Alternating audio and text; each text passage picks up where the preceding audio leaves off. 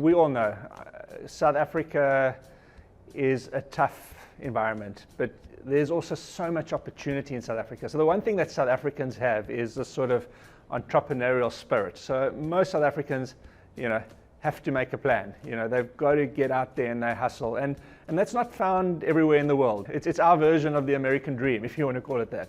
So that's kind of a little bit of a sort of a contextual framing. But I think South Africa is also a tough market. There's not heaps of cash and lots of people with lots of money to spend floating around. So as a South African business, I think there are a few things you can think about. The one obvious one is to say, can you build a global business? For South African business, they need to sometimes think a little bit bigger. Don't just think about serving the South African market, but can you serve other markets? Can you serve the US? Can you serve Europe? Can you serve the UK? So that's one thing. Not every business can do that. Clearly, a plumbing business can't do that. But if you're building, a heavy ship type business, I think the learnings here are relevant anywhere in the world. So that's one, I think, practical thing is think beyond your local market, and can you grow beyond your local market? The second, I guess, is also to focus on the fundamentals. Focus on the things like your pricing, your customer. Often people forget about that. Nowadays there's almost this tendency when you grow a business, you've got to give away things for free. Everybody wants free stuff. But in South Africa, cash flow is tight. So you've got to focus on saying, is your product priced appropriately?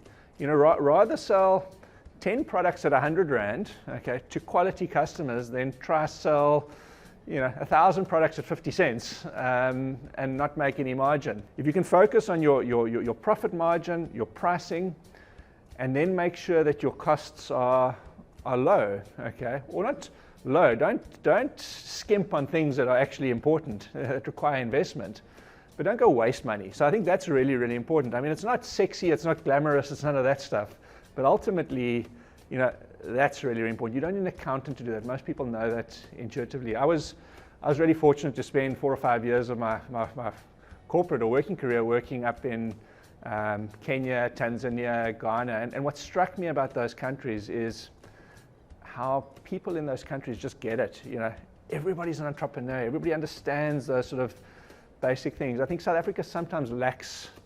And everyone's a trader, they understand that. In South Africa, as much as we've got that entrepreneurial spirit, we don't necessarily, apply that in our daily lives, So I think that's important. And then the other thing in terms of making your business more value is just because you can raise money and take a loan to build your business, it's not always a good idea to do that, And I think that's important, is understand when you need to borrow or raise money to grow your business, or when you don't need to. If you can self-fund your business, whether it's loan, whether it's savings that you've got, or friends and family who are prepared to support you, think about that, because the less debt you take on in your business, particularly in those early days, is going to add value to your business later. You don't want to give away tons of your equity to somebody else, only for you to do all the hard work and somebody else to reap the benefit. So I think that's important, is know when you need to raise money, and if you raise money, make sure that at that stage you've got